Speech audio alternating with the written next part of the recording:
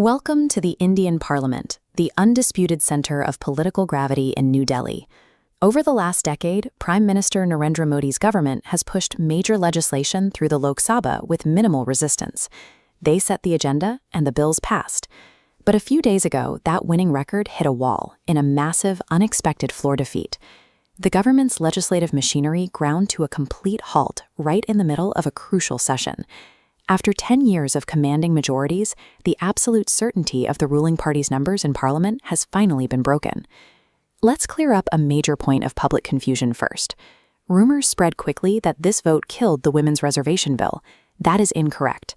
The Women's Reservation Bill is already law. It passed back in 2023, and the government can implement it whenever they choose. The legislation that actually collapsed was a constitutional amendment regarding Pari Saman, the complex process of delimitation. This animated map illustrates what delimitation does. It redraws the physical boundaries of electoral constituencies across the country, which can ultimately alter the total number of seats in the Lok Sabha. By freezing this specific bill, the opposition successfully blocked the ruling party from restructuring India's electoral map. To understand how the opposition pulled this off, we have to look inside the procedural mechanics of the chamber itself. Passing a regular piece of legislation requires a simple 50% majority. Altering the Constitution demands a special majority. This chart shows exactly what that looks like.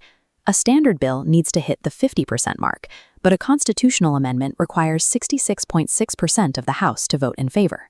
For this specific session, that 2/3 requirement translated into a hard mathematical threshold, exactly 326 votes. The government rallied 298 votes in favor. They fell 28 votes short of the requirement. That mathematical shortfall was the direct result of 230 opposition members of parliament holding a strict, unified line. Rahul Gandhi personally managed the alliance communication to keep those numbers intact. A crucial piece of this strategy relied on the Trinamool Congress, led on the ground by Abhishek Banerjee. Banerjee pulled all his TMC MPs away from active election campaigning, physically rushing them back to New Delhi for the final vote. Every seat mattered. This mobilization was calculated entirely to keep the ruling party below that 326 vote threshold. The government was defeated by a unified opposition front weaponizing parliamentary procedure. Lawmakers are now navigating a reality where the numbers aren't guaranteed. For Prime Minister Modi, his immediate consequences clear. His plans for delimitation are frozen for the foreseeable future. The opposition has demonstrated they can serve as a firm constitutional check, provided their alliance holds together. In matters of rewriting the Constitution, the ruling party is now bound by the very parliamentary math they once dominated.